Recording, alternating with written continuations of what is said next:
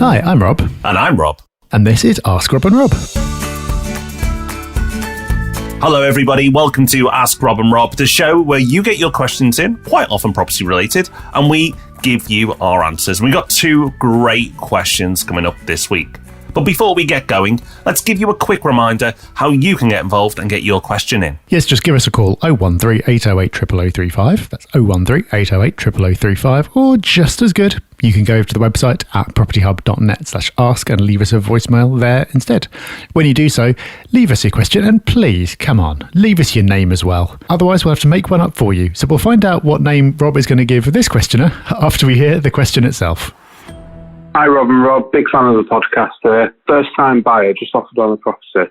It went up for 150,000 and he ended up having a bit of a bidding war and got up to 175. More than happy to pay that, but obviously not sure if the surveyor will value it at 175. Just wondering what my options are if the surveyor comes back with a big down valuation. Do plan to make it a 3-bed as a 5 metre wide front bedroom on a terrace property. There is nothing really comparable in the local area. A terrace house of that size has never sold. So just wondering what you think about possible valuation, possible down valuation, what my options are if I can argue the case as nothing similar sold. There are some, houses of a smaller square footage that have sold for 175 in the local area, but like I say, nothing comparable with a terrace. Let us know what you think. Love the podcast. Thank you, guys. Bye. Well, thank you, Noel. Great question. First of all, congratulations on winning your bidding war. You don't know yet if you've overpaid, but you're happy with the value. And that is the most important thing, as long as the surveyor agrees with you, because it sounds like you're using a mortgage. And if you're using a mortgage, the surveyor will have to agree with you. Because let's cover first of all what will happen if the surveyor doesn't agree with you. Well, we'll talk about an appeal in a moment, but ultimately, if that appeal fails, then you will have to put a larger deposit in. So, for example, if the surveyor valued the property at 150, even though you'd agreed a price of 175, then you would only be able to get your mortgage against the value of 150. So if you were on a 10% deposit product, whereas if you're buying at 150, you'd put 15k in, you would have to put the 15k in plus the other 25k on top, meaning that your deposit has gone from 15 to 40. That's quite a jump. So you need to know the downside before you go ahead. Now, will the surveyor agree the price? It's possible, but it sounds like it's going to be difficult for the surveyor. Not that they don't agree with you, it's just that they've got nothing to compare it to. And that's what surveyors do.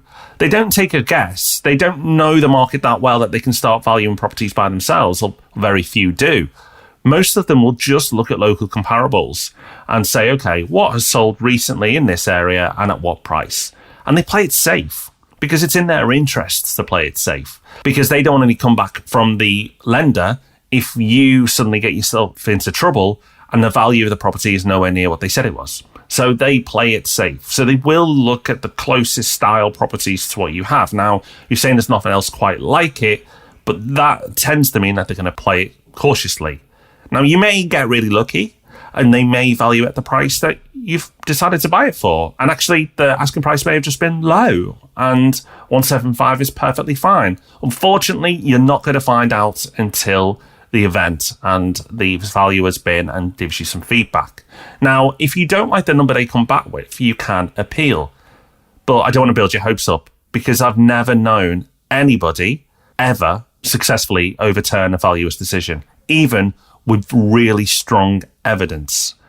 And I've seen appeals that should absolutely have been overturned with rock solid evidence, and it just hasn't happened.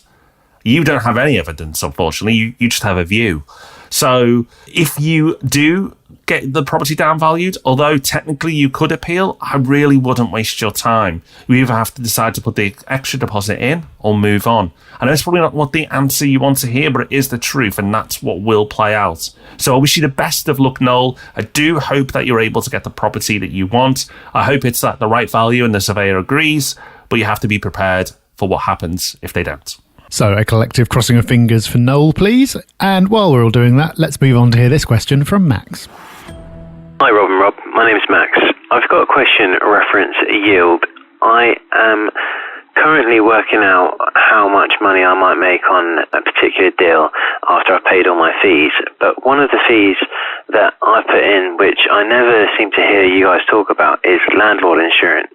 So I know obviously this is optional, but could you just maybe talk about it a little bit on your podcast so we can get an idea of whether it's absolutely necessary, how much insurance we should be getting, and comments of that nature? Thank you. Bye-bye. Max, good question. Thank you. Let's start with a bit of terminology because it's a bit confusing, the whole world of insurance. So when people talk about landlord insurance, they normally mean buildings insurance and optionally contents insurance, just like you'd get on your own home, but you need to have a special policy if you're a landlord. So for example, if you were living somewhere, then you moved out to rent it out, you couldn't just keep the same insurance policy going. You need to change to a completely different policy because the risk profile is different. A landlord's insurance policy will always have a buildings insurance element, although you can make choices about the type of risks that you insure against and the excesses and things like that. You may then choose to insure your own contents. Tenants' contents are always going to be insured separately by the tenant. And then there's also in a landlord policy an element of public liability insurance as well. So if the tenant, for example, trips down the stairs and sues you, you should be covered by that element. When you are working out what return you'll make from a property, you should factor that cost in. You're completely right, just like you would all the other costs that you might come across. The reason it doesn't tend to get talked about is that it tends to be pretty inexpensive. So from memory, I don't think I've ever paid more than about £200 for a year's insurance policy. And even that would be on more expensive properties. It can end up being a fair bit less. So it is a cost to factor in. But for the purposes of comparing one property with another, the insurance is always going to cost roughly the same. So it's not relevant to factor into a comparison. The exception to that would be flats, because if you're buying a flat or an apartment, normally the insurance will be covered by the block and paid as part of your service charge. So it's worth checking to make sure that is the case, because there'll be the odd exception, but broadly that is the case. So in that situation, if you're buying a house, you'd have to factor in additional insurance. But if you're buying a flat, you'd need to know how much the service charge would cost you, but then there'd be no additional insurance charge on top of that. Now, there is another type of insurance that sometimes falls under the bracket of landlord insurance, but normally is referred to by a separate name, which is rent guarantee insurance. So that is different from the physical property itself. It's to do with your rental income stream. The idea with rent guarantee insurance is that if the tenant stops paying, the insurance policy will kick in and start paying you instead. And often it will cover the legal process of trying to remove that tenant if they continue not paying as well. This has become less attractive in recent years because policies have got a lot more expensive and the conditions have made them less attractive. So for example, the excess is higher or it only kicks in after a certain number of months of the rent not being paid. So it may still be something you want to do. And if you do, then that is a cost that you should factor in separately because it does tend to be quite a bit more expensive. So lots in there, but to summarise, the only thing that is actually essential is the buildings element of your landlord insurance policy. Everything else is optional, but the buildings element you need because your lender, if you have one, is going to insist on it.